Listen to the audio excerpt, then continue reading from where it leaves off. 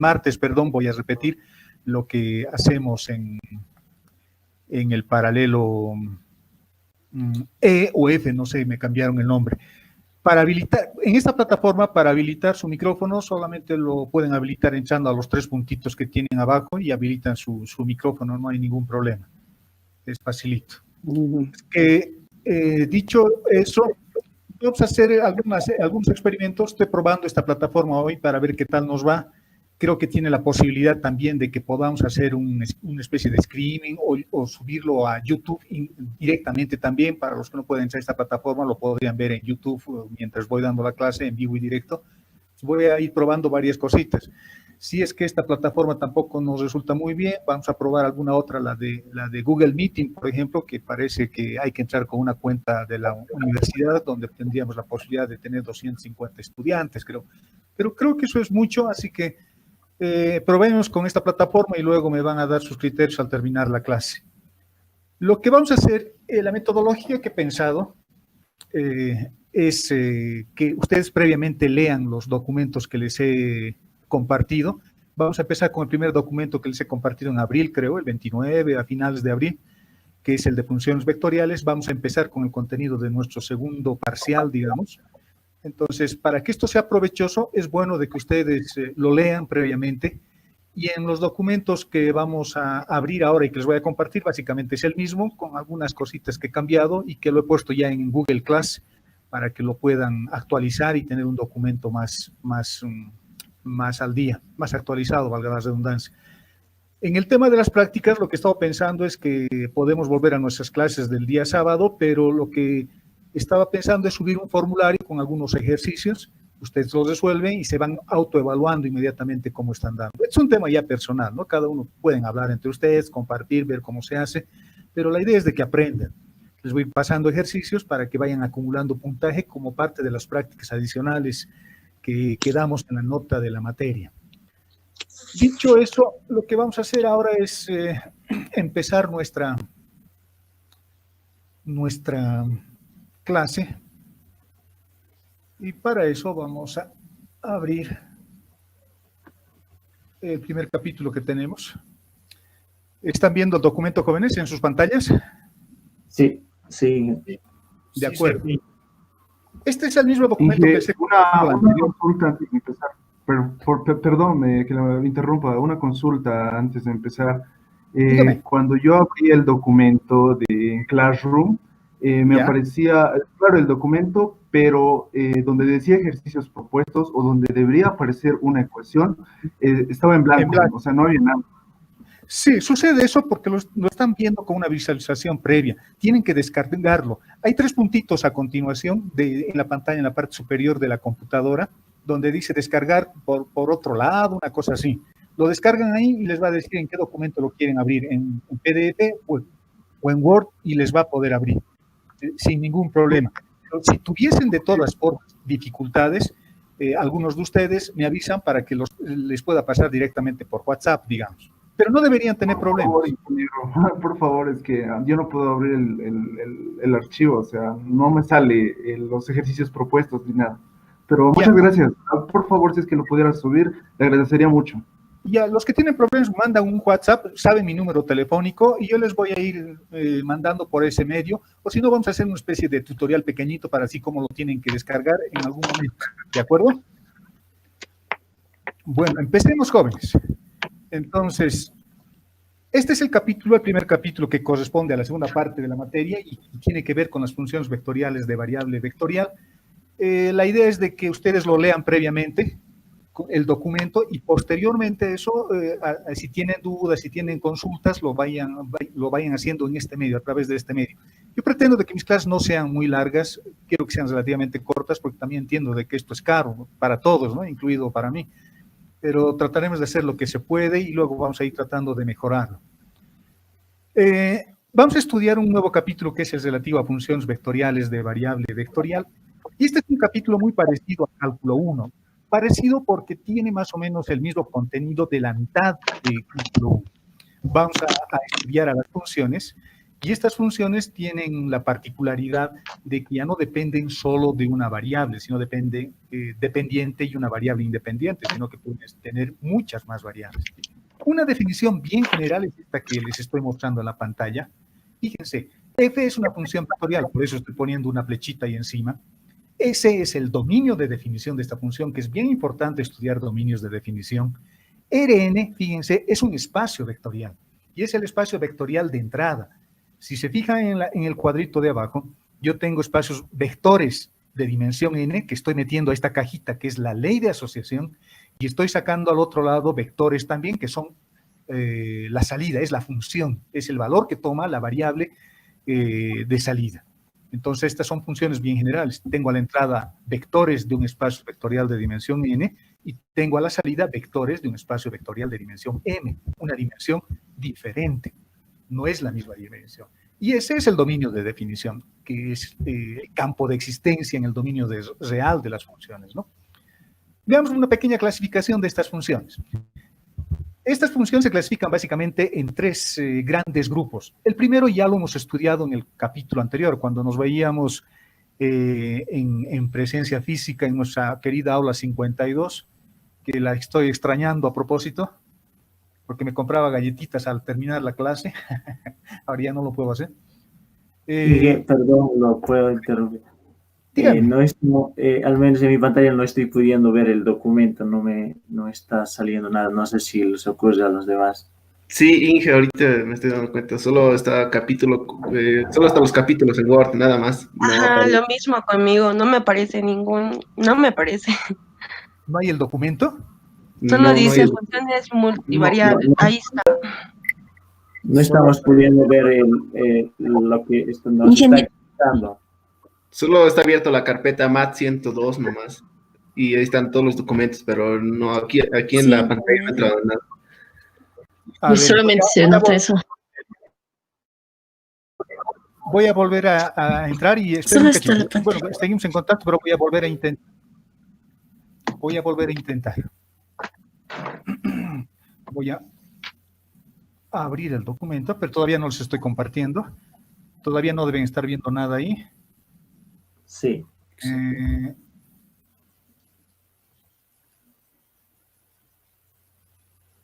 ¿Ahora?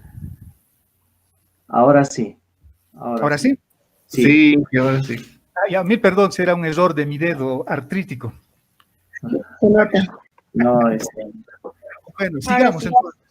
Les estaba hablando de que estamos hablando de funciones vectoriales multivariables, son funciones con una cajita. Bueno, aquí está la cajita verde que les estaba indicando hace rato.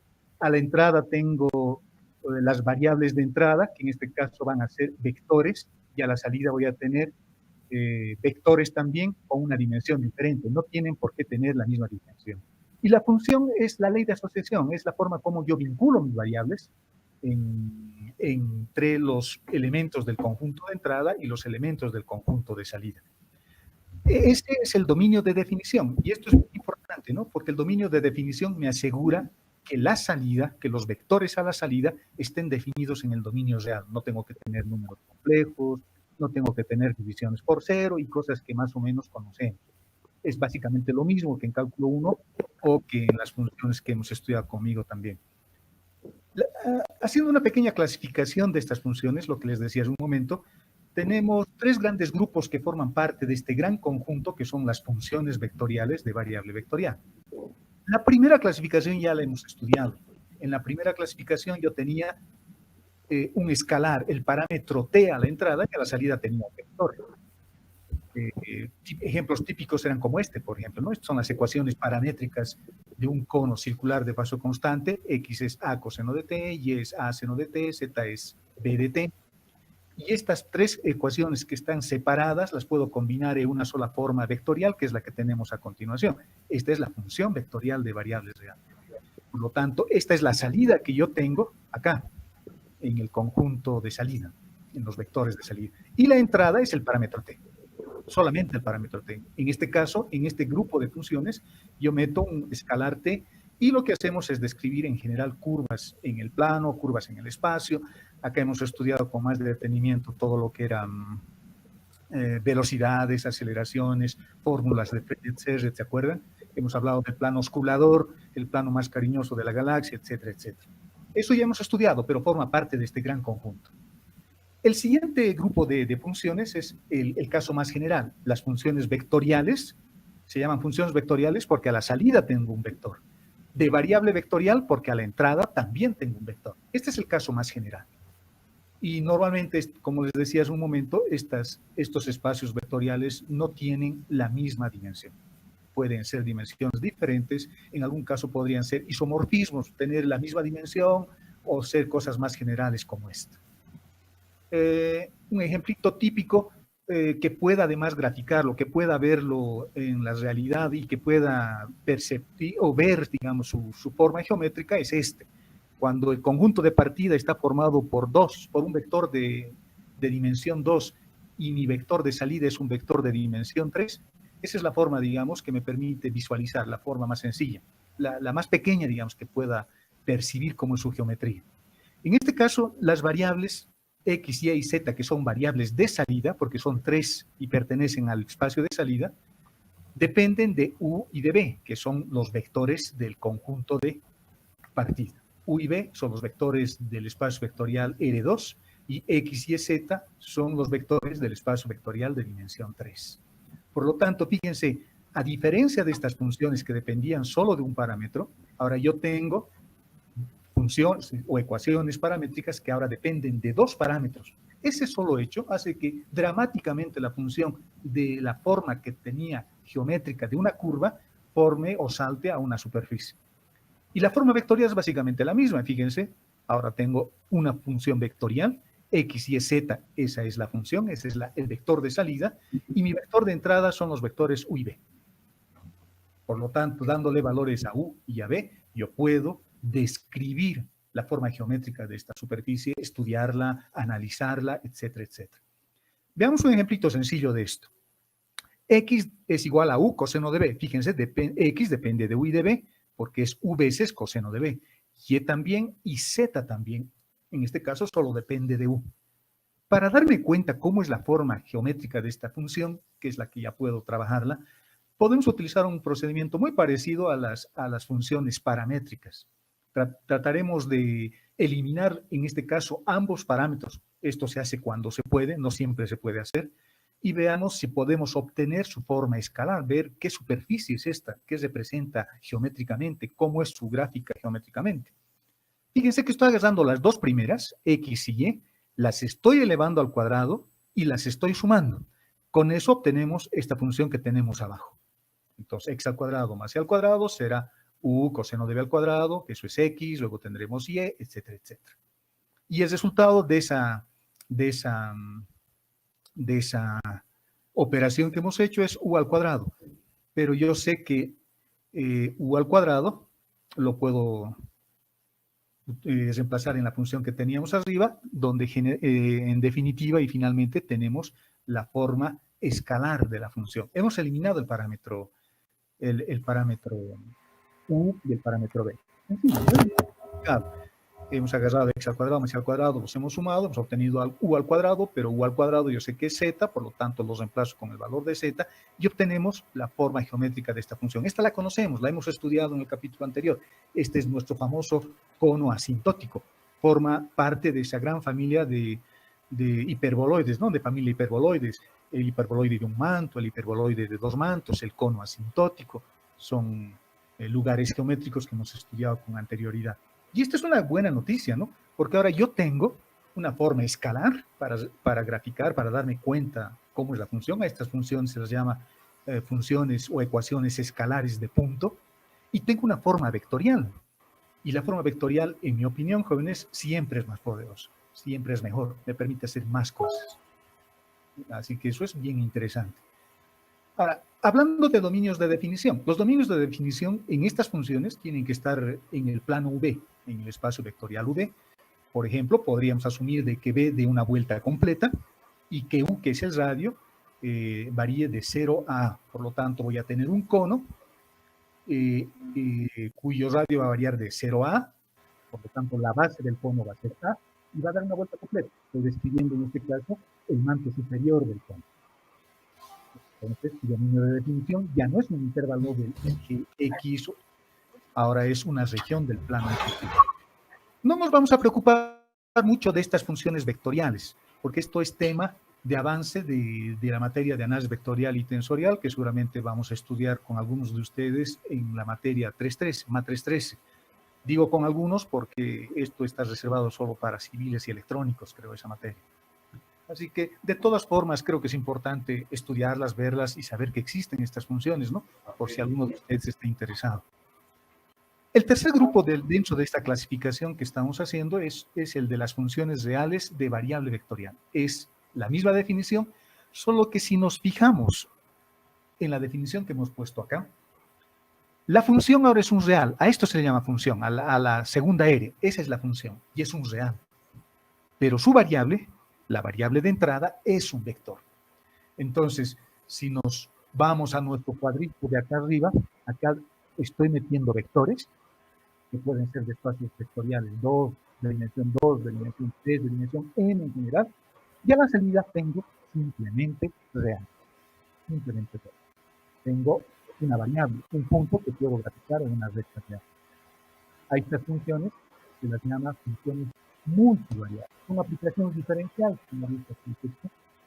Con su conjunto de partidas son espacios vectoriales, y su conjunto de llegada, el rango de la función, el contradominio, como también se le llama, corresponde a la recta real, un punto de la recta real o a un intervalo de ella, ¿no? Estas son las funciones que vamos a ver en este capítulo. Las funciones reales de variable vectorial, o más conocidas simplemente como función multivariable. En cálculo 1, ustedes, jóvenes, tenían solo dos variables. Tenían X y tenían Y. Normalmente X era la variable independiente y Y era la variable dependiente. Y teníamos una ley de correspondencia que asociaba la variable X con la variable Y. Yo le iba dando valores a X y ustedes iban obteniendo la variable Y.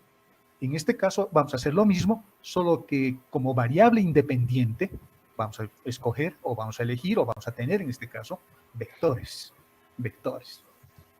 Ejemplos de estas funciones son estas que he puesto a continuación. Fíjense, si tengo un conjunto de partida que está definido dentro de un espacio vectorial de dimensión 2, n igual a 2, entonces mis vectores serán vectores con dos componentes, X y la función es esta, Z, que es la variable dependiente. Z depende de X y de Y. Y fíjense, aquí tengo una forma polinómica, esa es la ley de asociación. Así yo relaciono estos elementos, estas variables. Yo le doy valor a X, le doy valor a Y, y tenemos el valor de la variable Z. Acá tengo otra funcióncita para el mismo espacio vectorial, es otra función polinómica. Cuando tengo más variables, fíjense, en esta primera función tengo tres variables, tengo X, tengo Y y tengo Z. X y Y están combinadas como si fuesen un vector y Z está solita, porque es la variable que depende de X y de Y. En el tercer caso, tengo más variables. Ahora tengo un X, tengo un Y, tengo Z y tengo W. Esta sería W. Esa sería nuestra función W, que podemos ponerla ahí también. Por ejemplo, W. Mi variable dependiente es W, que depende de X, depende de Y y depende de Z. Esta función es obvio que es difícil de graficarla, ¿no? Porque necesito cuatro ejes. Necesito un eje para X, necesito un eje para Y, necesito un eje para Z y necesito un eje para W. No la puedo graficar. Es difícil. Casi materialmente imposible. En cambio, esta otra sí la puedo graficar, porque nuestro sistema de referencia, el espacio vectorial en base canónica y JK, tiene estos ejes, tiene X y Y.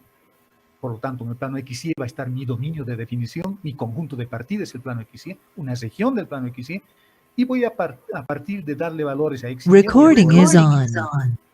Hola. ¿Me escuchan, jóvenes? Sí, sí, ingeniero. Ok. Y a partir de los valores X y Y que tenemos, podemos encontrar la variable Z. Entonces, estas funciones sí las puedo graficar, las puedo estudiar geométricamente, me puedo dar cuenta más fácilmente. En cambio, estas son más complicadas, pero no quiere decir que no existan, ¿no? Si bien geométricamente no las puedo graficar, pero pueden ser, por ejemplo, funciones que representan temperatura. Esta variable W puede ser la temperatura, y en cada punto de una habitación, por ejemplo, del cuarto donde están, de mi escritorio, de mi dormitorio, de mi cocina, en cada coordenada X y Z yo puedo saber el valor de la temperatura. son perfectamente posibles de existir, aunque geométricamente complicados de graficar. Este es otro ejemplo de una función un poco más compleja, digamos, polinómica también, que representa exactamente lo mismo. Y esto es bien común, ¿no? Estas funciones, por ejemplo, fíjense el área. El área es una función que tiene 3 variables. Es el área de un rectángulo. Tiene la variable x, tiene la variable y tiene la variable a. A es también una variable, es la variable dependiente, en este caso se llama área. Entonces, a partir de valores que yo le vaya dando a x y a y, yo voy a poder ir encontrando distintos valores de área, incluso los puedo graficar. Otro ejemplito de funciones conocidas, hiperconocidas, el volumen de un cono. El volumen Recording has stopped. Bueno, hay un chino creo por ahí. El volumen, por ejemplo, hay el radio y la altura son las variables independientes y el volumen es mi variable dependiente. O el volumen de un paralelepípedo, que básicamente es lo mismo. Bueno, nos vamos a concentrar ahora estudiando un poquito más estas funciones multivariables. La definición básicamente es eso que está escrito en el documento que ustedes están viendo. Es una función que tiene más de una variable, su conjunto de partidas son vectores y su conjunto de llegadas son reales. Básicamente es eso. Al conjunto de partida, que son vectores de cualquier dimensión, se les puede llamar n-uplas. Si son 2, será un par ordenado. Si son 3, será una terna ordenada. Pero si son n, les puedo llamar en general n-uplas, ¿no? Y el conjunto de llegada, bueno, será w, serán los puntos para la variable w, y eso formarán el contradominio o el rango de la función. Ahora, en estas funciones que estamos estudiando de manera inicial, al igual que en las funciones de 2 variables que hemos visto en cálculo 1, estas funciones pueden ser representadas de 2 formas, de una manera implícita y de una manera explícita. Y esto es bien importante, porque cuando vayamos a derivar, por ejemplo, estas funciones, es importante darnos cuenta cuándo tiene que ser implícita o cuándo debería ser explícita nuestra función para poder hacer bien nuestro ejercicio y no equivocarnos. Cuando una de las variables está despejada, por ejemplo z, está despejada en términos de x y de y, z es la variable dependiente y x y y son las componentes del vector que son la variable de entrada, y la variable está despejada, estas funciones se llaman funciones explícitas. Una de las variables tiene que estar despejada, y la variable que está despejada es la variable dependiente. Y el vector x y, el vector x y que está por acá, será una variable independiente, en este caso de naturaleza vectorial, ¿no? Acá tengo lo mismo, un ejemplo de una función explícita, donde tengo w, que es la variable que está despejada, que depende de x, de y y de z, pero la variable w está despejada. Por lo tanto, eso es importante. Como está despejada, esta es una función expresada de manera explícita. Pero también puede haber otra forma de representar estas funciones, y es cuando ninguna de las variables, ni las independientes ni las dependientes, estén despejadas.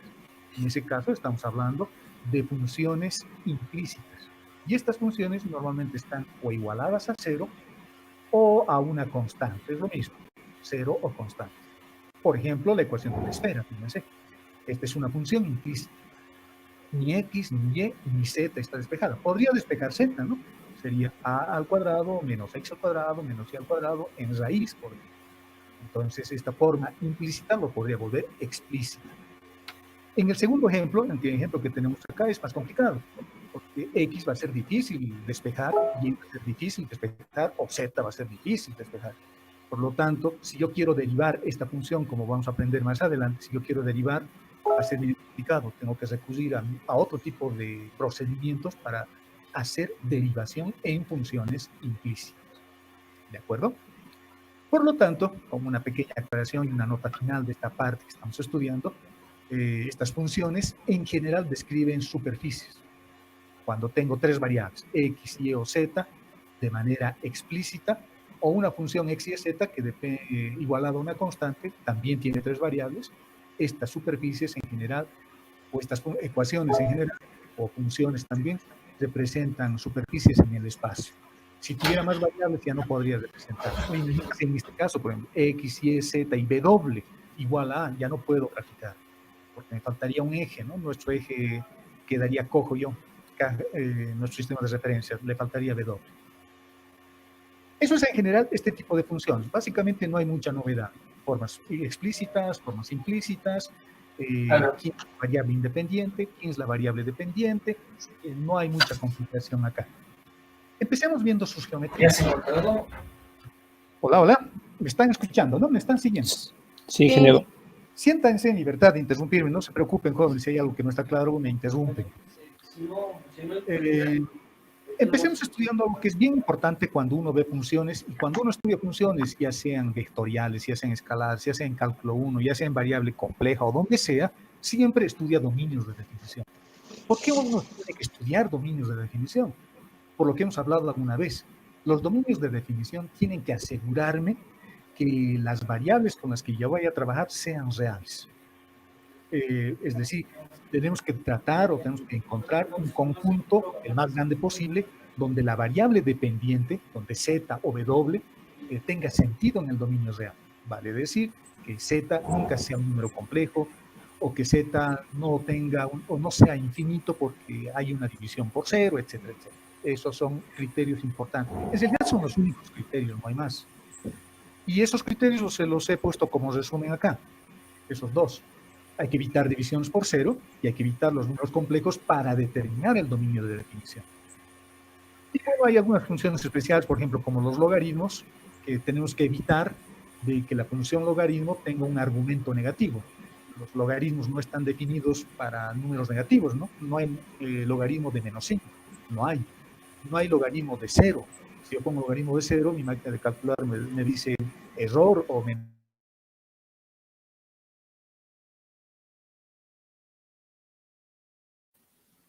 Hola, hola. No tiene su número, ¿ya? Pero quiero pasar este número al hermano Edgar. ¿Cómo puede ser?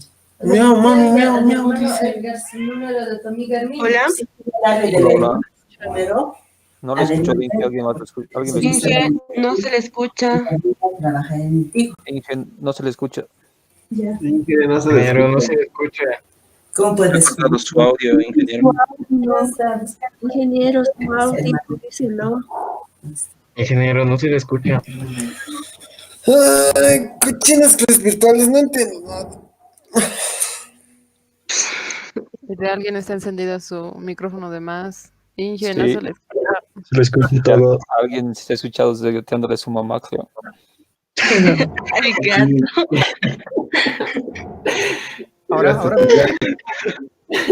Inge, no se le escucha. El gato. ¿ahora me escuchan? Ahora sí, Inge. Inge. Ahora sí, Sí, Inge. ahorita recién se le está Ahora sí, escuchando. Sí, sí, ahora sí, Inge. Alguien que se ha metido por ahí que nos está molestando. Sí, Inge, alguien con un gato. Sí, alguien con un gato y alguien que habla en inglés, creo también. A ver, volvamos. Ahora, ¿están viendo? Sí.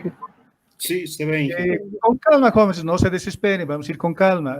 Si no se está entendiendo, vuelvan a leer el documento. No está tan difícil. Veamos ahora el tema de los dominios de definición, acordándonos los criterios que hemos resaltado acá. Veamos. El primer ejemplito es bien sencillito. El 3, veamos el 3, porque el 1 simplemente me está diciendo que las funciones polinómicas en general tienen todo el plano XY como parte de su dominio de definición, porque no hay divisiones por cero y no hay números complejos en esos casos, ¿no? Y cuando tengo más variables, lo mismo. Pero ¿qué pasa en el tercer ejemplo? Fíjense, z dice que es igual o es una función de este logaritmo. Acá tengo un pequeño problema porque tengo que evitar esta condición, o tengo que hacer cumplir esa condición. Por lo tanto, el argumento es este, del logaritmo. Este argumento que les estoy resaltando tiene que ser positivo. No puede ser cero porque tendría un valor que tiende a menos infinito, y tampoco puede ser negativo porque el logaritmo no está definido para valores negativos. Eso es básico, eso tenemos que saber. Eso forma parte de lo que hemos aprendido desde el colegio. Por lo tanto, yo tengo que sacar una condición a partir de esto, y mi condición es esta. Yo voy a decir, 10 menos 2x menos 7 tiene que ser más grande que 0, ni siquiera igual, no igual. ¿Cómo se encuentra el dominio de definición? Porque ahora el dominio de definición es un rango del plano XY, es una región del plano XY. Entonces, lo que voy a hacer es encontrar la ecuación de frontera, así se llama. Me olvido del símbolo de orden, me olvido del mayor igual, y lo que voy a hacer es simplemente utilizar igual. Fíjense, acá está. He colocado igual. Una vez que hemos colocado igual, grafico esto en el plano XY. Su gráfica es esta. Es una recta, esta recta azul que tengo ahí. Y el siguiente procedimiento es bastante sencillo. Digo, esta recta está dividiendo al plano XY en dos partes, lo que está encima de la recta y lo que está debajo de la recta. Por lo tanto, tomo un punto cualquiera de las dos regiones. Y aquí en el ejemplito que puse, he tomado un valor que es un vector, perdón, un par ordenado 5, 5, que está más o menos por acá, por este puntito. Está encima de la recta. Y lo único que hago es reemplazar este par ordenado, el valor de X y el valor de Y, en esta condición, en nuestra condición, y ver si se satisface. Vengo, reemplazo acá, estamos reemplazando el menos 5, y el resultado que hemos obtenido es menos 5. Menos 5 no es más grande que 0, no cumple. Por lo tanto, el dominio de definición es lo que está abajo. Es lo que está en la parte inferior. Y este es el dominio de definición. Son todos esos puntos de la región que está ahí resaltada o remarcada con morado o con azul. Y fíjense que la recta que antes estaba llena, la he dibujado ahora punteada, porque si estuviese la línea llena, estaríamos asumiendo que además con la igualdad se satisface la función. Y no es cierto, porque esto es una función logaritmo. Por lo tanto, el igual no sirve, por lo tanto, mi dominio de definición es todo lo que tengo debajo. No es muy complicado, ¿se han dado cuenta? No es muy complicado. Es bastante intuitivo esto y no tiene un método muy complicado. Por lo tanto, el dominio de definición es cualquier valor X, Y, cualquier vector que está en esta región sombreada, que me va a permitir encontrar valores de Z reales. Si yo encuentro un puntito más de acá, si escojo un puntito de acá, no voy a tener la posibilidad de tener un Z real. Esto es muy parecido a la ley de signos de cálculo 1. Cuando ustedes hacían ley de signos, ¿se acuerdan cuando querían encontrar intervalos de solución? Es muy parecido. Si esto no sirve, el de abajo sirve. ¿Sí? ¿Se acuerdan? Los intervalos eran intercalados, ¿no? Probaban para un valor, ese servía, el siguiente no, el siguiente sí, el siguiente no. Acá es muy parecido. Acá no sirve, pero acá sirve. Es parecido. Veamos otro ejemplo con una función cosenoidal. Me piden hallar el dominio de definición de esta función. La función es esta. Por lo tanto, Z está asociado, o voy a encontrar a través de toda esta expresión. Acá tengo un pequeño problema. Con el coseno no hay mucho lío, pero aquí tengo una función que es una raíz. Tengo una raíz y esta raíz puede volverse negativo. Lo que tengo aquí adentro me va a dar un valor imaginario y yo no puedo encontrar cosenos de argumentos imaginarios. Por lo tanto, eso está medio complicado, no se puede. ¿Cuál es el procedimiento? Básicamente lo mismo. Hacemos cumplir nuestra condición. Que x al cuadrado menos y al cuadrado sea más grande que 0, o en este caso igual, porque el coseno de 0 existe, ¿no? Vale 1. Entonces aquí no tengo el problema del 0. Por lo tanto, el símbolo de orden no es estricto, me permite la igualdad. Estoy haciendo un poquito de álgebra, lo estoy expresando como el producto de dos términos, diferencia de cuadrados simplemente, y tengo esta ecuación. Nuevamente lo pongo igual para encontrar la frontera, y tenemos estas dos ecuaciones. Tengo dos rectas. Tengo la recta superior, que sería para esta, y tengo la ecuación inferior, que es para esta. Por lo tanto, esto se va a hacer 0, toda esta expresión se va a hacer 0, si este término se hace 0 o este término se hace 0. Esas son dos rectas también que las voy a dibujar. Ahí están. Esta recta tendrá pendiente positiva y la de abajo tendrá pendiente negativa. Entonces, esta es la ecuación de abajo, con pendiente negativa, y esta es con pendiente positiva. Fíjense que ahora el plano XY lo he dividido en 4 partes. Esas 4 partes son esta, esta, esta y esta. 4 partes. Hacemos lo mismo. Elegimos un puntito de cada región. Por ejemplo, para la región 1, que sería esta, estoy escogiendo el par ordenado 1, 0, que está por acá. Reemplazo en nuestra ecuación, en esta ecuación, que es la que debemos satisfacer, porque ahí está el símbolo de orden, y encuentro que es verdadero. O sea, el resultado que obtenemos es mayor que 0. Por lo tanto, este es, este no es, este es, este no es. Ya está el dominio de definición y hemos encontrado. Pero acá les provee de todas formas para todos los casos, escogiendo un punto de cada una de las regiones. Es verdadero, es falso, es verdadero, es falso. ¿De acuerdo? A veces es suficiente encontrar uno y el resto de las regiones se encuentra simplemente haciendo analogía con lo que hemos aprendido en cálculo 1 con la ley de signos. Ahora, si no está muy claro eso, bueno, podemos ir probando punto por cada una de las regiones con un punto cualquiera. Escojan el más fácil, aquí no hay ninguna regla. Escojo el punto 1, 0, fíjense, aquí en el primer caso he escogido el punto 1, 0 y me ha dado que es cierto, se cumple la desigualdad. Por lo tanto, este sí, este no, este sí y este otro no. Ahora, a veces lo que puede ser un poco complicado es identificar las regiones en las que he dividido. Eso en algún caso podría ser medio complicadito. Pero es cuestión de practicar, joven.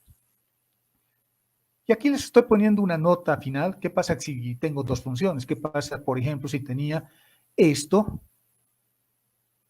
más esto, más la otra función que teníamos arriba, más esto? Que z sea esto más la otra función. ¿Cómo se encuentra el dominio de definición?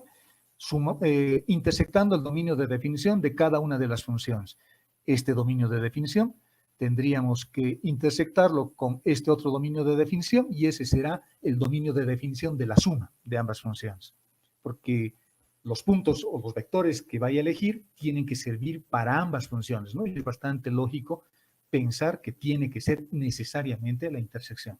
Si pongo unión, estaría en problemas, porque si lo uno esto a lo anterior, va a haber regiones que van a servir para una función y va a haber regiones que no van a servir para la otra función. Entonces, tiene que ser intersección. Les he puesto algunos ejercicios y discutamos de todas formas algunos ejercicios que les he puesto acá. Hay unas cosas raras. Por ejemplo, esta, el arcoseno. ¿Cómo voy a hallar el dominio de definición de esta función? Lo primero que tengo que hacer es fijarme la función. Esto trabaja igualito que con el logaritmo. Se hace exactamente lo mismo. Esta es la función arcoseno. Y si ustedes se acuerdan, la función arcoseno tiene una gráfica que es parecida a la función seno, pero que se desarrolla sobre el eje Y. O sea, es la función seno, pero sobre el eje Y. Está la función seno parada. Por lo tanto, el dominio de definición de la función arcoseno siempre va desde -1 hasta 1. Eso es. Por lo tanto, tengo que hacer cumplir de que esto varíe entre -1, menor o igual, a esto, menor o igual a 1. Y luego empezar a trabajar para encontrar las regiones. Acá es lo mismo, acá es lo mismo. En la función arcotangente también. Cuando tengo esta función de este tipo, por ejemplo, tengo que asegurarme que todo eso que es resaltado sea mayor o igual que 0, grafico la función y voy identificando los símbolos de orden. Lo que estoy pensando para estos ejercicios que les he puesto como ejemplo, como propuesta, jóvenes, es posiblemente resolverlos y pasárselos uno o dos de estos ejercicios para que lo vean en estos casos especiales como he hecho. O grabar un video y compartírselos para que vean cómo he hecho. Pero mientras tanto, por favor, inténtenlos hacer ustedes en su casa e investiguen un poquito también. En el internet van a encontrar harta información sobre los dominios de definición. Fíjense acá, solo estamos viendo dominios de definición. Veamos el siguiente punto. Las curvas y las superficies de nivel. ¿Qué son las curvas y las superficies de nivel? Cuando yo tengo una función expresada de manera explícita, vale decir, una de las variables está despejada, por ejemplo esta, fíjense, eso es z, ¿no? ¿Están viendo, jóvenes? ¿Están viendo? No tienen problemas ahora, ¿no? ¿Están viendo? ¿Me escuchan? Sí, ingeniero. Perfecto. Fíjense que z está despejada. Y cuando yo hago que la variable despejada z asuma el valor de una constante, encuentro un contorno de nivel. Esa es la definición. Por lo tanto, vamos a ponerlo como estaba. Y estoy haciendo que la variable dependiente tome el valor de una constante. Y a eso se le llama contorno de nivel. Cuando nuestro espacio vectorial es 2, se llaman curvas de nivel, y cuando nuestro espacio vectorial es 3, se llamarán superficies de nivel. Veamos cómo trabaja esto. Tampoco es muy complicado, es bastante sencillo la idea. Fíjense esta función. ¿Qué función es esta? ¿Quién me dice? ¿Reconoce alguno de ustedes qué superficie es esta? Pregunta de clase. ¿Nada? ¿Hipérbola? Buen intento, valiente por lo menos. Otro. No tengan miedo, no me están viendo, así que no los voy a reñir. Tampoco van a ver cómo me estoy riendo. Fíjense, les voy a hacer recuerdo a algunas cosas que hemos aprendido. Vamos a hacer intersecciones con los ejes. Imagínense que ni X ni Y existen. Por lo tanto, tengo Z igual a 16. Por lo tanto, corto en Z igual a 16. ¿Qué pasa si Z no existe? Si Z no existe, ahí estoy hallando una traza de intersección en el plano XY, y esa es una circunferencia de radio 4. Ah, ya me puedo dar cuenta. Es un paraboloide. Su gráfica es como esta. Es un paraboloide. Corto en 16 y abajo tengo la circunferencia. Entonces, esa es mi superficie.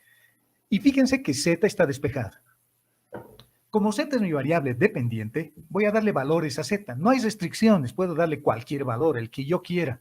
Yo he escogido algunos valores sencillitos acá, que Z valga 0, que Z valga 7, para que mis resultados sean enteros.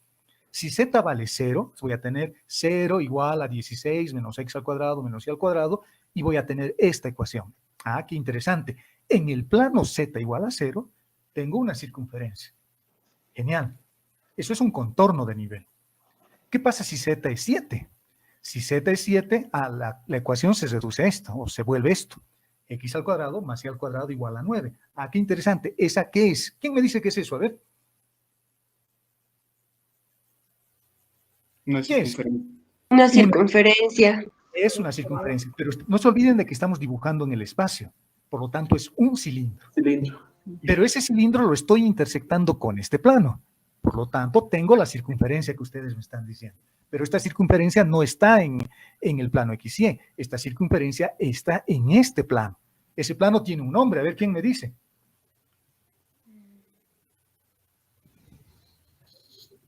Es un plano bien cariñoso.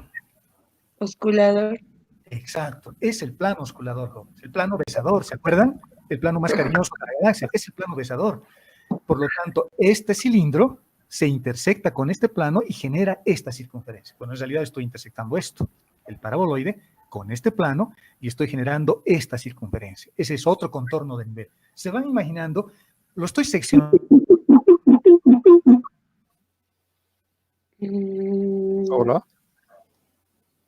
Otra vez se le puso el link.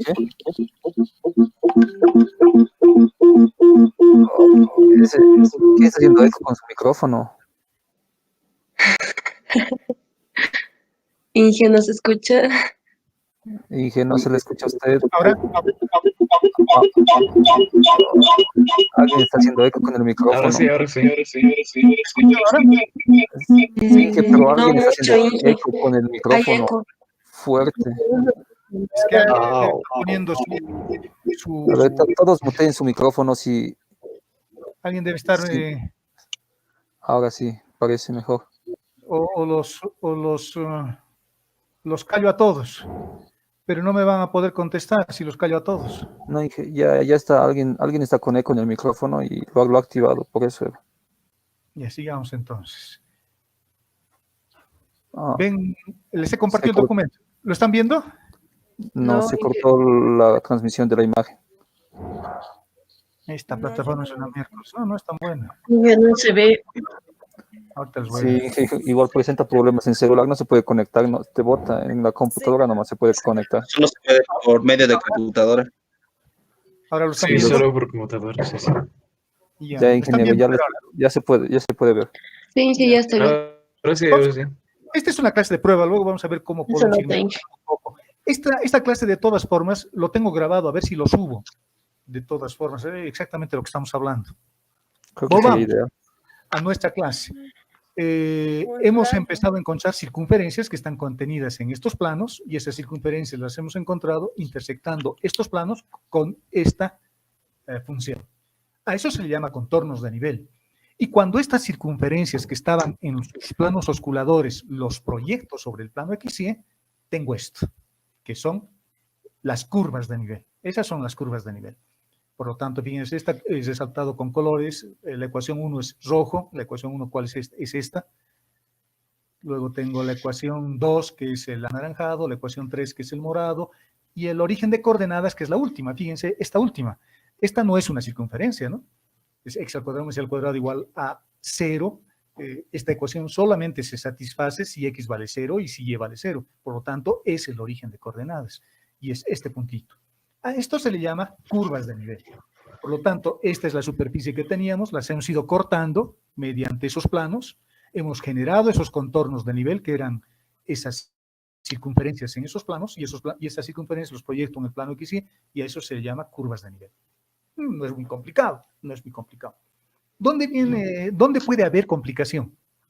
Cuando tengo superficies que tienen más variables, cuando tengo ecuaciones de más variables. Por ejemplo, esta, W igual a x al cuadrado más y al cuadrado y más z al cuadrado. La idea sigue siendo la misma. La variable dependiente va a tener un valor.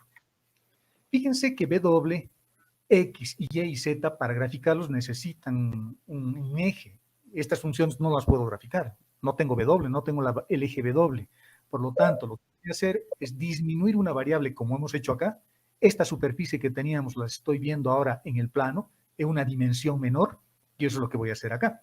Que W tome valores constantes. Entonces, mi función W va a ir tomando valores constantes. Acá está resaltado con rojo porque en el documento que les he compartido la primera vez puse W igual a 1, W igual a 1 y W igual a 1. Yo me he equivocado, así que lo he resaltado con rojo para decir que estoy tomando distintos valores de W. Cuando W vale 1, tengo esta función. Y esta superficie sí ya la puedo graficar porque solo necesita 3x. Fíjense que cuando yo encuentro curvas de nivel, o en este caso superficies de nivel, lo que hago es disminuir una variable, dándole un valor de una constante a la variable dependiente, a la variable que está despejada. Y esta es una superficie que conocemos. ¿Sabe quién me dice qué superficie es esta?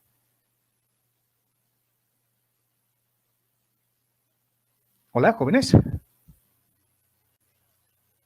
Corrige. ¿Me escuchan, no? ¿Alguien sabe quién es? Hagamos el ejercicio anterior, que z no exista. Tengo x al cuadrado más y al cuadrado igual a 1. En el plano XY tengo una circunferencia. Que no exista x. Tengo x al cuadrado menos z al cuadrado igual a 1. En el plano YZ tengo una hipérbola. Ya me puedo dar cuenta. Es un hiperboloide de un manto. Se parecen a esas sillas donde se sientan los que nos venden o nos vendían celulares en la Eloy Salmón. Esa es la otra la hemos visto hace rato, es el cono asintótico, y la otra debe ser seguramente el hiperboloide de dos mantos. Bueno, sus nombres estaban ahí, solo tenían que leer. ¿De acuerdo, jóvenes? Por lo tanto, cuando hablamos de curvas de nivel o de superficies de nivel, lo que en realidad estamos haciendo es disminuir una variable dando el valor o dándole el valor de una constante a la variable despejada. Y nada más. Eso es una curva de nivel, eso es una superficie de nivel. No es difícil de entender. ¿Para qué sirven? Bueno, para graficar, por ejemplo, ¿no? Nos puede ayudar para saber intersecciones, para darnos una idea de cómo es la superficie en el espacio. Por ejemplo, si yo veo esto, me puedo dar cuenta cómo es la superficie en 3 dimensiones, teniendo una idea de que esto está en el plano z igual a 0, en el plano z igual a 7, en el plano z igual a 16. Quiere decir que estas curvas están en planos diferentes. Estos son como las curvas de nivel de los planos. Cuando uno ve un plano, los que son civiles conocen eso. Cuando ven un plano hay unos contornos, unas líneas de nivel, ¿no? Donde les da la altura de cada una de esas líneas. Esto es exactamente la misma idea, es lo mismo. Es lo mismo. ¿De acuerdo? Aquí les he puesto para que bosquejen cómo es esta función, viendo si pueden utilizar esa idea de los contornos de nivel. Hallando intersecciones, trazas de intersección y ver cómo es esta función, su gráfica. Pueden ayudarse con su GeoGebra y ver cómo es esa gráfica, ¿no? En el siguiente punto son funciones, viendo este tema de la geometría de estas funciones, algunos ejercicios suplementarios que tienen que ver, por ejemplo, con el tema de composición de funciones. Las funciones compuestas son funciones que son funciones de una función. Las variables también son funciones. Fíjense este ejercicio, el primero que yo les estoy poniendo. No les estoy poniendo x y y, les estoy poniendo x más 1, y menos 1. Y esa función vale esto. Esto es importante porque vamos a derivar funciones también que tienen este tipo de forma, digamos. Entonces, ¿qué es lo que podríamos hacer? Fíjense que me están pidiendo que encuentre la imagen de esta función en el punto 2,3. Quieren que encuentre su imagen. Esta es una función polinómica. No tengo problemas. Las funciones polinómicas están definidas en todo el plano XY. Por lo tanto, no hay problemas con su dominio de definición. El procedimiento es muy sencillo, jóvenes. Es bonito, es divertido. Como quiero hallar esta función cuando esta variable x más 1 vale 2, eso es lo que voy a hacer. X más 1 vale 2, de ahí encuentro x. y y menos 1 vale 3. Por lo tanto, lo igualo a 3 y despejo y. Con eso reemplazo los valores de x y y en esta parte de la función y ya tengo su imagen.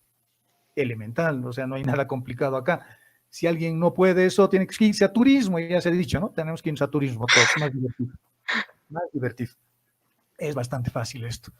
Pero ¿qué pasa ahora si yo no quiero el valor, la imagen? Yo quiero la función, quiero trasladar los ejes. Esto es como si esta función estuviera trasladado en sus ejes. X ahora su eje se ha trasladado hasta la posición 1 y Y se ha trasladado hasta la posición 1. Menos 1 y 1. Ahora yo quiero trasladarlo al origen de coordenadas, la función. ¿Cómo se hace? El procedimiento es exactamente lo mismo.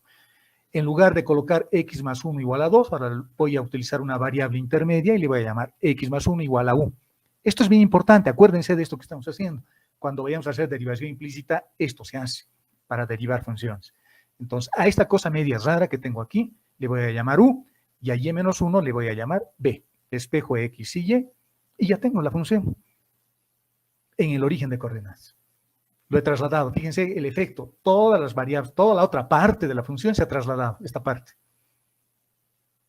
Y ahora ya tengo mi función en el origen de coordenadas. Como u y b solo son letras, lo que puedo hacer es volver a las variables originales. En lugar de u coloco x, y en lugar de b coloco y ya tengo mi función en el dominio x y z. ¿De acuerdo? Eso es composición de funciones. No hay mucha novedad respecto a las funciones de una variable que veíamos en cálculo 1. Veamos ahora la diferenciación vectorial. Cuando uno empieza a hablar de derivadas y demás cosas, lo primero que tiene que hablar es de límites. ¿Cómo hallo los límites ahora de esta función? Ya no es solo una variable x, ahora tengo un vector. ¿Cómo voy a hacer eso? Para estudiar, para empezar a entender ese procedimiento, lo que vamos a hacer es primero definir lo que es un conjunto abierto. En el párrafo está la definición, pero que les voy a explicar acá, porque lo pueden leer ustedes en su casa. Un conjunto abierto, jóvenes, por ejemplo, esta circunferencia que tengo ahí, es para mí un conjunto abierto, o puede ser un conjunto abierto, y le he llamado S1, y un conjunto abierto está formado por puros puntos interiores. Puros puntos interiores. Por lo tanto, esto no es la circunferencia, son todos los puntos que están dentro de esta circunferencia azul. Y si consideramos todos esos puntos sin considerar los puntos de frontera, este puntito azul que tengo acá con esa pequeña circunferencia con línea punteada es un punto de frontera. Tiene parte dentro de la circunferencia verde y tiene puntos fuera de la circunferencia verde. Este es un punto de frontera. ¿Cómo se obtiene eso? Igualando la ecuación. Facilito. Y el conjunto, cuando está formado por todos los puntitos interiores, por todos los puntos que están dentro de esta circunferencia verde, sin considerar los puntos de frontera, se llama conjunto abierto. Los conjuntos abiertos son importantes porque me permiten definir límites, o por lo menos entender lo que es el límite. Los límites se definen a partir de conjuntos abiertos. Entonces, este es un conjunto abierto si sus puntos son interiores. ¿De acuerdo? A eso se llama conjunto abierto. Esa es la idea, ese es el concepto. Matemáticamente, ¿cómo lo puedo representar eso? No hay mucha complicación. A estos conjuntos abiertos también se les llama vecindades, o también se les llama n esferas o esferas de dimensión n. Por ejemplo, una esfera de dimensión 1, un conjunto abierto. Le estoy llamando B, su centro está en A y su radio vale R. ¿Y cómo es esta esfera geométricamente? A es un intervalo en la recta real.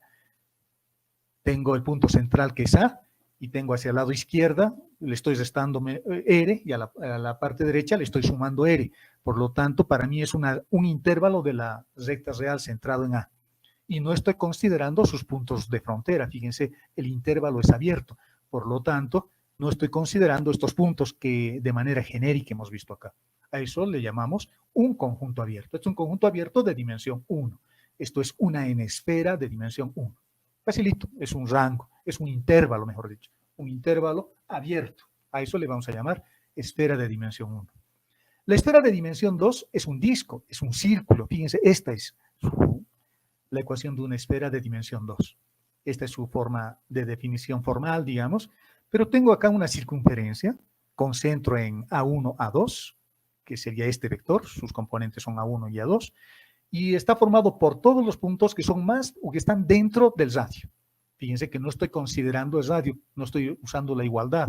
Si usara la igualdad sería la circunferencia, serían los puntos de frontera, nada más. Pero como estoy diciendo menor, entonces estoy considerando todos los puntos que están dentro de la circunferencia. Por lo tanto, estamos hablando de un círculo, de un disco.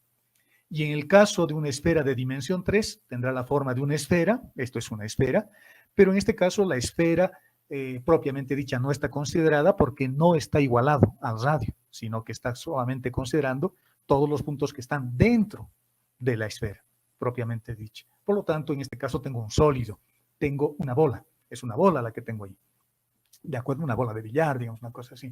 Y los puntos de la frontera, que sería la esfera propiamente dicha, no está considerando, es como, la esfera es la burbuja, ¿no? La esfera es la burbuja. Entonces yo estoy tomando en cuenta todos los puntos que están dentro de la burbuja, sin considerar la burbuja propiamente dicha. A eso se le llaman conjuntos abiertos, o vecindades, como dice en la nota que viene a continuación. ¿Para qué sirve esto? Para hacer la definición formal del límite. Fíjense, esta es la definición formal de un límite. Yo puedo escribir esta ecuación, el límite cuando la variable vectorial x tiende al vector x sub 0 vale L, si se cumple esta ecuación. Y fíjense, acá están las esferas que hemos estado hablando. Fíjense, acá tengo una n-esfera de dimensión 2, una 2 esfera. El radio es delta y es un conjunto abierto, porque fíjense, no permite la igualdad, pero no considera tampoco el punto, porque es más grande que 0. Y son todos los puntitos que están acá. Esta es una esfera de dimensión 2. Y en el eje Z tengo una esfera de dimensión 1. Por lo tanto, si el límite existe, yo podría tomar todos los puntitos que están dentro de este pequeño disco, y cuando me vaya acercando al valor del vector cuyo límite quiero hallar, seguramente encontraré el valor de L. Solamente vean eso, no se preocupen, no traten de hacerse un drama en sus vidas de este gráfico. Solamente les estoy mostrando la aplicación de los conjuntos abiertos. Estoy teniendo una zona de aproximación al vector, al punto del vector, y con eso estoy tratando de encontrar una imagen, y la imagen es L. Y si considero todos estos puntitos antes de acercarme al punto que necesito, fíjense, acá voy a tener un rango de variación también, y ese rango de variación o ese intervalo de variación es nuestra esfera de dimensión 1 centrado en L, y su radio en este caso será epsilon, y en este otro caso será delta. Fíjense, estamos hablando de conjuntos abiertos, por eso les he querido traer algo de conjuntos abiertos ahí. Las propiedades que tenemos en los límites son los mismos que conocemos del cálculo 1, no lo he vuelto a escribir eso, pero lo que sí les he puesto como recordatorio son las indeterminaciones, porque es importante, 0 sobre 0, infinito sobre infinito, infinito menos infinito, son 7 tipos de indeterminaciones que no nos permiten encontrar el valor de la variable, no de la función, porque está enmascarada a través de estas indeterminaciones. Cuando uno resuelve un límite, jóvenes, tenemos un pequeño problema, y eso les voy a explicar acá, cuando tengo límites de funciones multivariables. Cuando hacíamos límites en cálculo 1, yo podía utilizar el criterio de los límites laterales. Podía acercarme por un lado al 4 o por el otro lado al 4. Si me acercaba al 4 por el lado izquierdo, por este lado, el resultado parece que era 3. Y si me acerco por el otro lado, el resultado es 5. A eso se le llama límites laterales. Y si el límite existe, el resultado en ambos casos debería coincidir. Ambos deberían valer 3 o ambos deberían valer 5. En este caso, esos límites laterales me dan resultados diferentes. Por lo tanto, eso quiere decir que no existe límite. A eso se le llama el teorema de la unicidad del límite. Y este es un criterio que se utiliza para resolver límites. Solo que en el caso de cálculo 2, en el caso de funciones multivariable, esto era en cálculo 1. Ahora, esto tengo en cálculo 2. Yo quiero hallar el límite de la función cuando me acerco a este vector, al vector AB. Porque ahora mi variable es un vector. ¿De cuántas formas me puedo acercar al vector AB? Este es el vector AB, ¿no? Está dibujado ahí pequeñito. A ver, lo voy a tratar, es un poco más grande para ver si se puede ver. ¿De cuántas formas me puedo acercar al punto AB? De infinitas. Fíjense, les he puesto 2 simplemente. Les he puesto una línea anaranjada y les he puesto una línea azul. Pero podrían haber parábolas, podrían haber circunferencias. Cualquier curva que pase por el punto AB es un límite lateral, entre comillas. Y para que el límite exista, el resultado en todos los casos tiene que coincidir. ¿Está claro? ¿Me están escuchando? Sí, ingeniero, se le escucha. Sí, se escucha.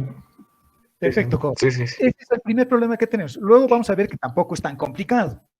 Tampoco es tan complicado, pero esa es la idea fundamental central que tienen que entender. Vamos a utilizar este procedimiento, el teorema de la unicidad del límite.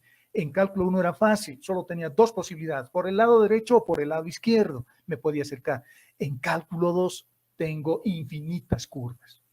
Entonces, eso ya me da en qué pensar, ¿no? Tengo que ver cómo hacer esto, tengo que ver cómo voy a resolver y les voy a mostrar algunos métodos que tampoco son tan complicados. La continuidad es un concepto que está asociado a la existencia del límite. La continuidad lo podemos ver acá. Para que una función sea continua, el límite y la forma como está definida la función tienen que ser iguales. Si yo calculo el límite en esta función, usando límites laterales, me acerco por un lado, me aproximo a 3, me acerco por el otro lado y me aproximo a 5, esta función tiene un salto. La función es discontinua. Es discontinuo, es como ir al cine y se corta la película a la mitad, o como nuestras clases de ahora que alguien entra o un chino se pone a hablar por ahí. Nos está interrumpiendo y eso es discontinuidad. Es discontinuo nuestra clase. Pero fíjense, en esta función me lo han definido, vale 5 me han dicho. Está definida así. Podría representar algún fenómeno que no sé cuál será, pero puede representar un fenómeno que puede existir. Un electrocardiograma, por ejemplo. Justo en 4 vale 5 la función, vale así. Vale 5, no vale 3, vale 5, así está definido. Pero la función es discontinua. Y eso es lo que está acá en la definición. El límite tiene que existir y la forma como está definida la función tiene que tener el mismo valor de cómo está definida la función. Por lo tanto, en este caso, la función es discontinua. Está definida, vale 5, pero su límite no existe. Esta función es discontinua, por lo tanto, no se cumple la función de esto. ¿De acuerdo? Y la definición implica estas tres condiciones. El límite tiene que existir. En este caso no existe. En este ejemplo no existe el límite. Por lo tanto, no estaría existiendo esta parte de la ecuación. Esa parte no existe. Pero la función está definida. La función vale 5 en el ejemplo que les he puesto. Pero como no se cumplen estas dos ecuaciones, o no se cumple esta igualdad, decimos que la función es discontinua. Pero el hecho de que sea discontinua no quiere decir que no esté definida la función. Eso es bien importante. A veces uno se confunde y dice, pucha, pero ¿qué significa esto? El hecho de que el límite no exista no quiere decir que no esté definida la función. Eso es importante. Vean nuestro dibujo rojo. Esta función está definida, vale 5, pero no existe límite. Por lo tanto, la función es discontinua, pero está definida y vale 5. ¿De acuerdo? Eso es el concepto de continuidad. Para que la función sea continua, la forma como está definida, el valor que tiene la función como está definida y el límite tienen que tener el mismo resultado. Veamos cómo ahora pongan atención, activen sus 5 sentidos. Veamos un ejemplito. Esta es una función, esto es z, o no, en este caso sería w, porque es una función con 4 variables. Yo quiero hallar el valor de w, y w depende de x, depende de y, depende de z. Mi conjunto de entrada es un espacio vectorial de dimensión 3, fíjense, x tiende a 0, y tiende a 0, y z tiende a 0.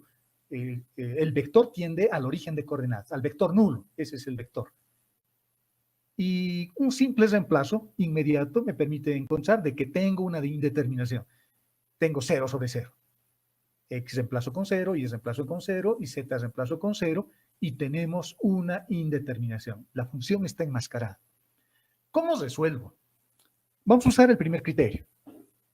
Lo que vamos a hacer es utilizar el concepto ampliado, entre comillas, de límites laterales. Voy a empezar a aproximarme al origen de coordenadas, porque ese es el punto importante, a través de distintas rectas o curvas. Y eso es lo que les he escrito un poquito acá. Vamos a empezar usando una recta. Fíjense la recta que estoy usando. X igual a Y igual a Z. Esa es una recta. ¿Cuál es el vector direccional de esta recta? A ver, ¿quién me dice?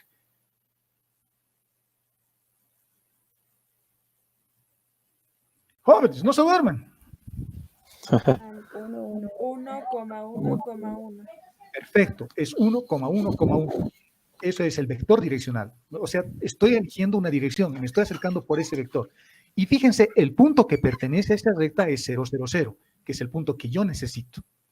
Esta ecuación la voy a utilizar, esta es la forma simétrica de la recta, y la voy a usar. En lugar de x voy a o en lugar de y o en lugar de z voy a colocar las otras variables. Acá yo he elegido la variable x para trabajar. Las otras estoy reemplazando con x. Como x es igual a y z es igual a x, etcétera, etcétera. Y el resultado de este límite, que se vuelve un límite de una sola variable, es 3. ¿Estaré en lo cierto? Como dice el chavo. No sabemos. Fíjense, he escogido una recta con un vector direccional y el resultado que yo estoy obteniendo aquí arriba es 3. Pero no hay seguridad porque fíjense, aquí tengo una región bien grande y por esta región pueden haber más de una curva. Entonces no hay seguridad, eso es lo malo. Me voy a aproximar con otra recta. Ahora me voy a aproximar con la recta X, con el eje X, a través del eje X. Me voy a mover a través del eje X. Y estas son las ecuaciones del eje X. X es igual a X. Y siempre vale 0 en el eje X y Z siempre vale 0 en el eje X. Por lo tanto, la recta que estoy escogiendo es el eje X. Si yo quisiese usar el eje Y, tendría que usar X igual a 0, Y igual a Y y Z igual a 0. Entonces, la única variable que tengo es Y. Y si quisiera aproximarme al origen de coordenadas a través de Z, más de lo mismo. Z será igual a Z, X valdrá 0 en ese eje Z, X vale 0, y en ese eje Y también vale 0. Nos estamos aproximando al origen de coordenadas a través del eje X. Por lo tanto, Y vale 0, Z vale 0, estas variables se anulan, estas dos, las de abajo también, y tengo X sobre X igual a 1. ¿Qué dicen? No se está cumpliendo el teorema de la unicidad del límite. El resultado es diferente.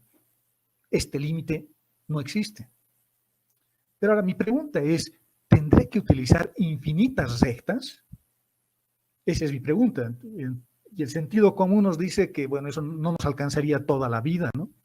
No nos alcanzaría toda la vida. Pero podríamos utilizar infinitas rectas de una sola vez. Fíjense lo que voy a hacer. Voy a escribir una recta con cualquier vector direccional. Hace rato teníamos el 1, 1, 1. Uno de ustedes me dijo una escrita, digo que va a ser el 1, 1, 1. Ahora estoy escogiendo cualquier vector direccional. La única condición es que pase. Hola, hola. Hola, Inge. Ya. La única condición es que pase por el origen de coordenadas, pero fíjense, el vector direccional es el mismo.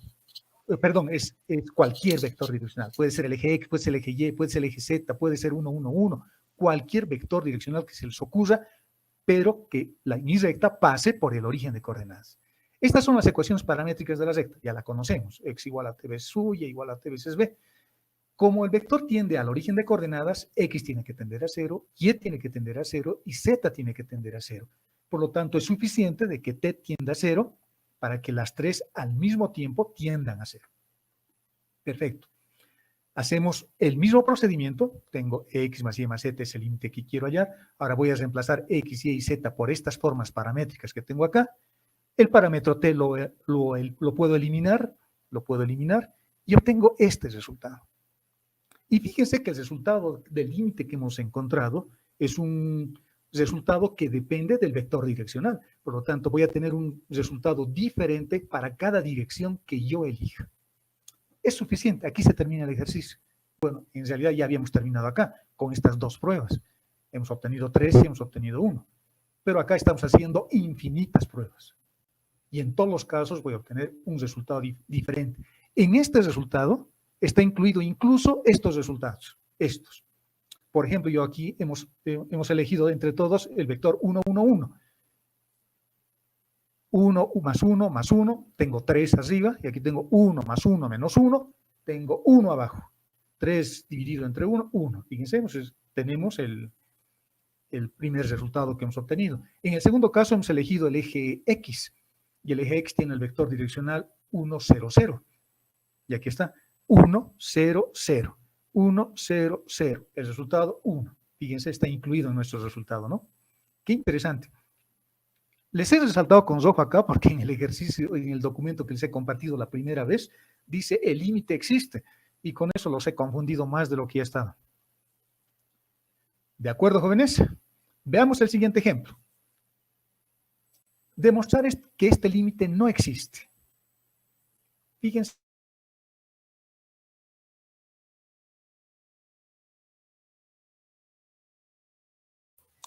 Inge, otra vez se cortó.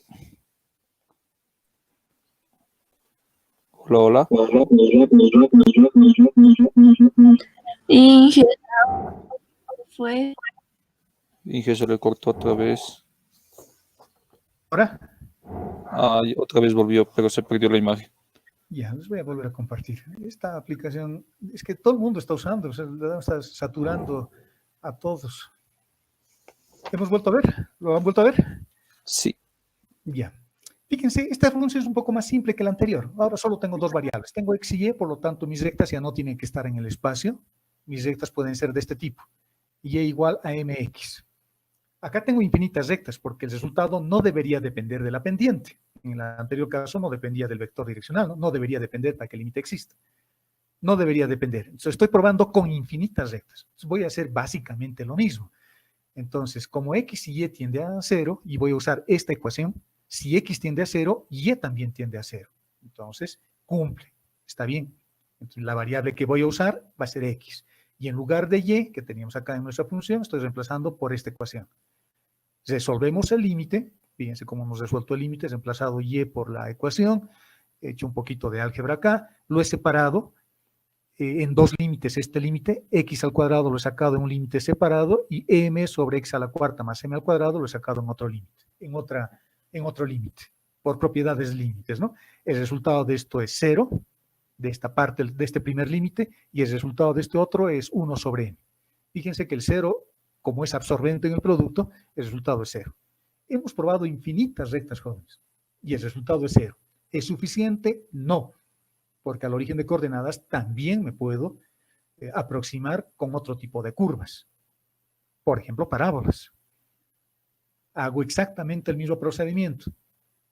Tengo infinitas parábolas, va a depender de K, mi resultado. Eso es el latus rectum, ¿no? de una parábola, la distancia focal y todas esas cosas. Estoy usando infinitas parábolas. Incluso puede ser positivo, puede ser negativo, pueden ser parábolas hacia arriba, pueden ser parábolas hacia abajo. Estoy probando con infinitas parábolas. Hacemos lo mismo. Si x tiende a 0, y también tiende a 0, por lo tanto mi variable va a ser x. Reemplazamos la variable y por la ecuación. Hacemos el mismo procedimiento separando y el resultado ya nos arranca una sonrisa. También es 0. ¡Qué bueno! Ahora probaremos con una parábola cúbica. También depende de una constante, c. La parábola depende de c. Por lo tanto, será una parábola cúbica más abierta o menos abierta.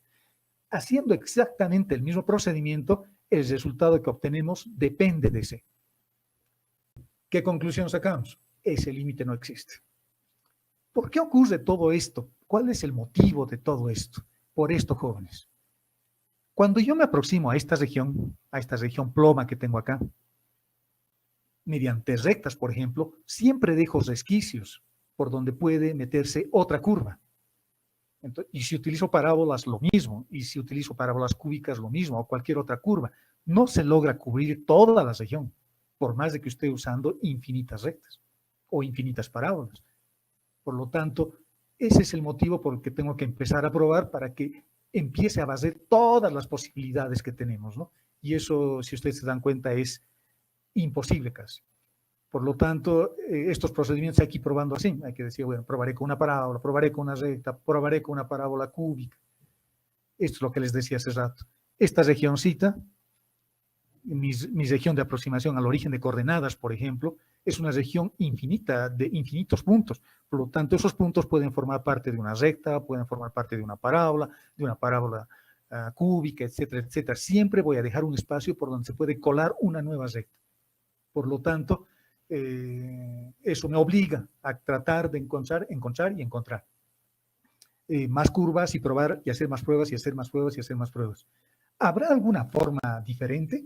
Sí hay una que funciona en algunos casos y solo hay que hacer un límite, hay que calcular solo un límite. Fíjense este límite. Es el siguiente ejemplo que estamos haciendo. Este límite me está diciendo que encuentre el valor de la variable z cuando x tiende a 0 y y tiende a 0, y puedo hacer el mismo procedimiento. Podemos aproximarnos mediante rectas, podemos aproximarnos mediante parábolas, etcétera, etcétera, para tratar de encontrar. Pero en algunos casos, en los casos que son posibles, por ejemplo, yo podría tratar de barrer toda la región de una sola vez. Es decir, incluir todas las rectas, incluir todas las parábolas cúbicas, incluir todas. Y para eso no voy a acercarme mediante rectas o curvas a esta región. Me voy a acercar mediante una región entera, mediante una circunferencia. Si utilizo coordenadas polares, el radio R coseno de tita, el radio seno de tita para las variables, esto para mí me describe, estas dos ecuaciones describen una región, ya no es una curva, esto es una superficie, porque tiene dos variables, tiene R y tiene tita. Por lo tanto, están incluidas en esta región todas las rectas que querramos. Por lo tanto, voy a decir, mis cambios de variables van a ser estos, que X tienda, que sea esto, que Y sea esto, pero como mi límite tiende a 0, X tiende a 0 y Y tiende a 0, en este par de ecuaciones tengo que escoger una variable que al mismo tiempo haga que X y Y sean 0. En este caso, la única variable posible es el radio. Tita no. Si tita vale 0 grados, el seno no vale, la variable X no vale 0, se hace R, y la única que se anula es Y. Y si yo elijo 90 grados de ángulo, Y se mantiene como radio y X se anula. Y yo podría decir, voy a tomar un punto intermedio que valga 45 grados. Ninguna se anula. Por lo tanto, hay que tener cuidado con eso. Bueno, en las coordenadas polares es suficiente escoger el radio. Si X y Y tienden a 0, por lo tanto, haremos que el radio tienda a 0. Y si el radio tiende a 0, X y Y tienden a 0 para cualquier valor de ángulo. Genial, eso es bueno, porque ahora voy a hacer que el radio disminuya para cualquier valor de ángulo. Por lo tanto, ya no estoy haciendo o acercándome al origen de coordenadas con una recta, ahora me estoy acercando al origen de coordenadas con una región entera. Ya no hay posibilidad de que se nos cuele nada, ya no hay rectas ni parábolas que se nos puedan meter por ahí. Hago el procedimiento exactamente el mismo, reemplazamos X y Y por las ecuaciones polares, por estas dos ecuaciones. Mi variable de límite es el radio. Fíjense que el seno y el coseno no forman parte de la variable de límite, los estoy sacando, y el resultado sale 0. Y este resultado siempre va a valer 0 para cualquier valor de ángulo. Eso es importante, jóvenes, porque cuidado que encontremos 0, pero el resultado cambie o sea función también del ángulo, o obtenga resultados diferentes para el ángulo. Para entender eso, yo les invito a que ustedes resuelvan utilizando este método, este ejercicio que hemos resuelto al principio, Utilicen coordenadas polares y vean que el límite no existe. Y dense cuenta ustedes por qué no existe. Va a depender del resultado del ángulo. Por lo tanto, eso me está diciendo que ese límite no va a existir. Y basta probar una sola vez, solo que hay que ser un poco más perceptivos. En este caso, fíjense, para cualquier valor de seno o coseno, o para cualquier valor del ángulo, el límite siempre es 0. Con eso hemos hecho infinitas pruebas y el límite en este caso vale 0. Eso es genial. Entonces, en algunos casos se puede hacer eso. Como un cuarto ejemplo, fíjense este otro. En este límite me están pidiendo que estudie la continuidad. Ya hemos hablado de la continuidad. La continuidad requiere que el límite y la forma o el valor como está definido la función tengan el mismo resultado. En este caso, la función está definida, dice que vale 0. Está definida, vale 0 mi función. Cuando X y Y tienden a 0 o son 0.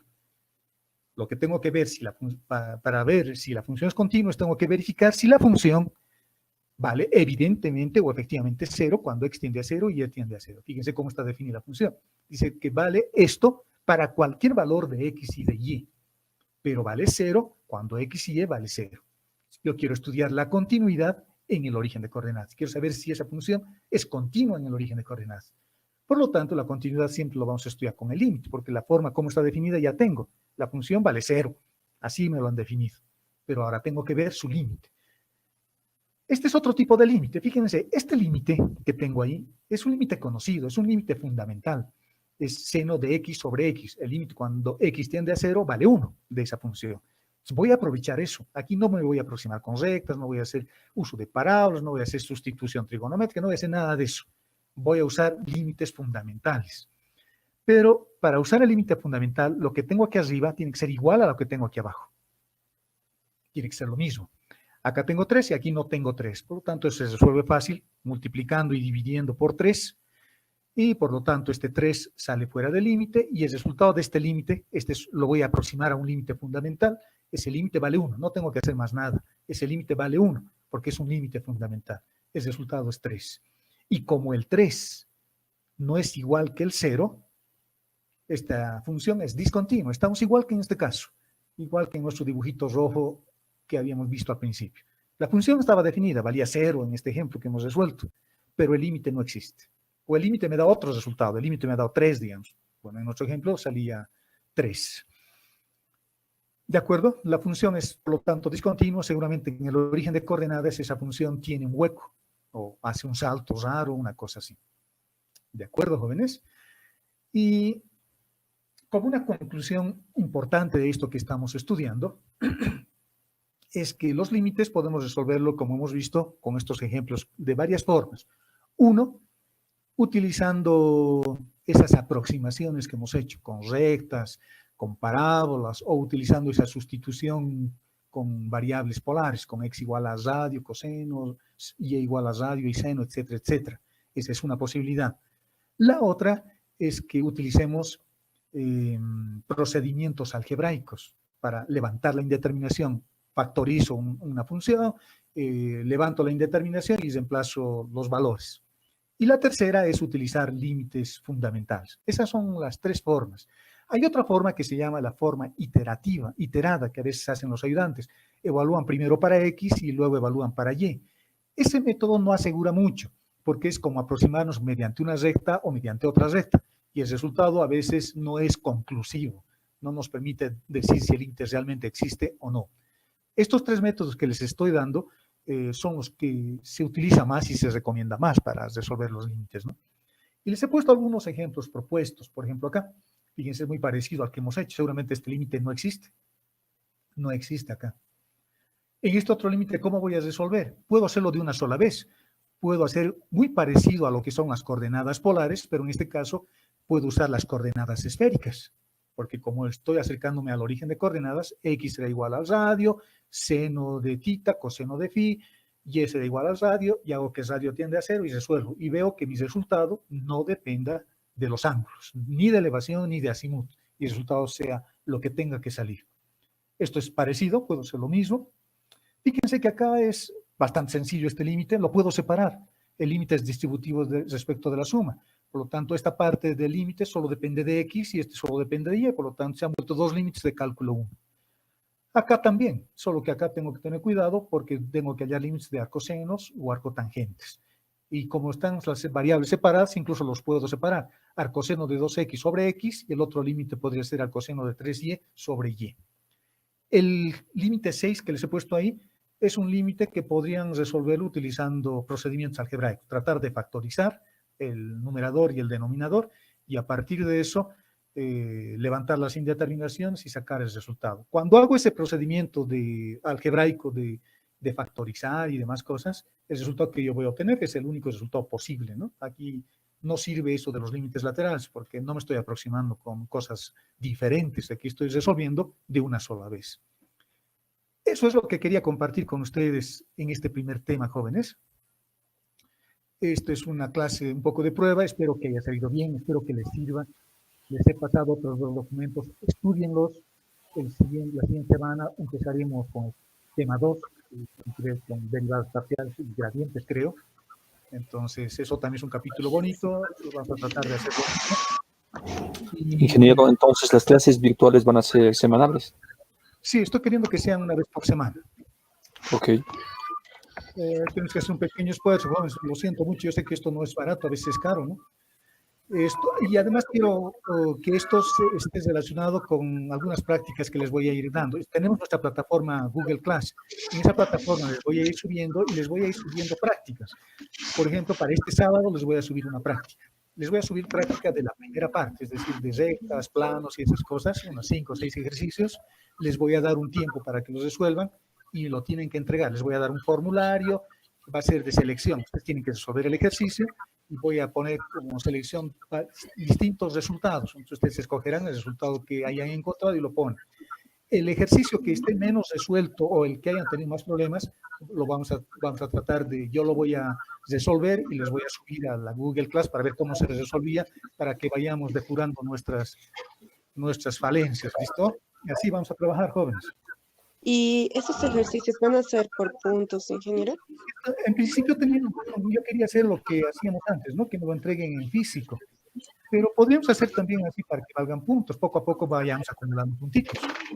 Les voy dando un ejercicio esta tarde, les puedo subir 4 ejercicios, lo resuelven hasta el sábado, y el sábado me lo entregan, digamos, ¿no? El sábado me lo entregan, los suben a la plataforma, y eso nos va a servir también para que ustedes se autoevalúen, porque les voy a poner para que vean sus resultados inmediatamente. Pueden compartir entre ustedes. La idea es que aprendan, porque yo, digamos, les pongo a ustedes, si ustedes han respondido bien, a su amigo le pueden decir, responde el A, responde el B, pero le están perjudicando a tu amigo, ¿no? Si quieren lo pueden hacer, al final depende de cada uno de ustedes, pero sería bueno que lo resuelvan. Y va a tener ponderación, por más de que lo hayan resuelto mal, va a tener una ponderación. La idea es de que estudien jóvenes. Los ejercicios van a ser... Estos ejercicios propuestos de cada documento igual son por puntos, hay que resolverlos sí o sí. Les he puesto para que practiquen. Y si tienen algún ejercicio que han tenido dificultad, me lo avisen. Me lo pueden hacer conocer por Google Class, yo los resuelvo y les comparto el documento. Las prácticas que les voy a dar van a ser otros ejercicios. Entonces, estos otros que les he dado, los pueden ir resolviendo. Por ejemplo, en geometría les he dado como 49 o 50 ejercicios, tienen harto para estudiar. Entonces, si han tenido problema en alguno de ellos, o tal vez han equivocado en algún ejercicio, me dicen, este ejercicio no sale. Yo lo voy a resolver y se los voy a compartir el documento para que se fijen cómo lo han resuelto y absuelvan sus dudas. ¿De acuerdo? Y en nuestras prácticas lo que voy a hacer es darles 4 o 5 ejercicios, no muchos, para que a partir de lo que han estudiado, más esta clase de explicación, ustedes se autoevalúen para ver cómo están, en qué condiciones.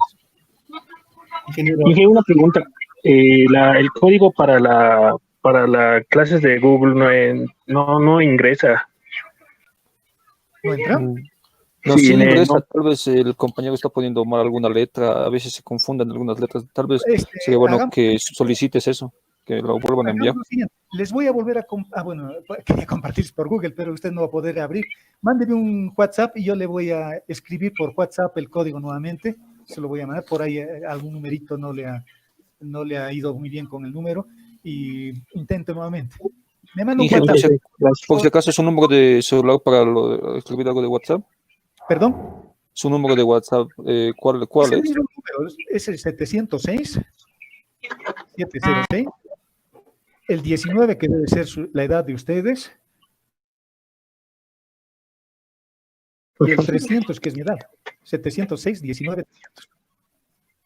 Ok, ingeniero. ¿De acuerdo? Cualquier duda me dice, no he podido resolver. Yo normalmente entro al WhatsApp en la tarde, no en la mañana, porque en la mañana mi mujer me hace lavar los platos. Ingeniero, una consulta, tengo una duda. Dígame. ¿Hay algún instructivo de curso básico de modalidades de evaluación o todavía no ha salido nada de eso? Se han propuesto lo siguiente, les comentaré, si es que todavía tienen tiempo. Sí. ¿Sabe cómo se va a hacer? O sea, ahorita es tierra de nadie. Yo estoy tratando de hacerlo mi mejor esfuerzo. También estoy aprendiendo muchas cosas que no sabía. Eso es lo bueno, la necesidad nos obliga, ¿no? Y en principio se ha dicho que se va a tomar solo 2 parciales. 3 exámenes en realidad. Primer parcial, segundo parcial y tercer parcial. O sea, el primer parcial daríamos, el segundo parcial sería el mismo contenido, el tercer parcial sería el contenido del tercer parcial, integrales. Ya no se daría el final y cada parcial valdría 25 puntos, creo, 25, con lo que serían los 75 puntos. Ayudantía valdría 15, va a valer más. Con eso tendrían ustedes 75, 80, 90 puntos acumulados. Y estas prácticas que les estoy comentando, de que les voy a dar vía internet también para que ustedes los resuelven, van a ser ejercicios sencillos, la idea no es aplazarlos tampoco, menos en esta situación. Vamos acumulando 10 puntos a lo largo del semestre. En principio eso está propuesto, y eso parece que el director del curso básico es lo que iba a proponer a nuestra autoridad, pero no sé si se habrán reunido. Pero vayan pensando en eso, ¿no? De que esto puede que cada parcial valga 25 puntos, ya no se dé el final y solo demos 3 exámenes.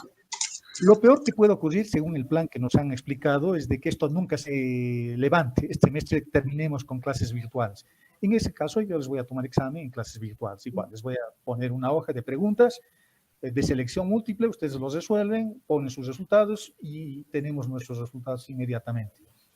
Y ese sería el peor caso, el peor escenario. Y el otro escenario es de que nosotros estaríamos en cuarentena, digamos, sin poder salir de nuestras clases más o menos hasta julio, hasta fines de junio. Y que el mes de julio sería ya un mes donde podríamos asistir a nuestras clases presenciales, y en ese mes de julio daríamos los 3 exámenes, casi un examen cada semana. Lo veo complicado eso porque no es solo cálculo 2, hay cálculo, física y química, hay un montón. Y en ese mes, que sería julio, harían sus clases de laboratorio también, o sea, darían exámenes. Ufa, no. Sería la muerte. La muerte. Y también creo que les están poniendo, no sé, alguna otra cosa que comentó el director que ya no me acuerdo. Estoy esperando un poco la decisión de las autoridades, pero si es que damos todo por medios virtuales, el examen lo voy a preparar yo, para ustedes solamente, para mis 2 grupos, ya no sería compartido. Aparentemente, cada docente tendría que hacer su examen, porque no sé cómo estarán haciendo mis otros colegas, tal vez lo están haciendo mejor, tal vez lo están haciendo peor, no sé, pero más o menos todos sabemos cómo estamos avanzando, ¿no? Les pongo eso en antecedentes, jóvenes, y esta tarde, hasta el final de la tarde, les voy a poner una práctica solo de la primera parte, rectas y planos y funciones vectoriales, serán unas 5 o 6 preguntitas, y me lo tienen que entregar el día sábado, les voy a poner con plazo de entrega.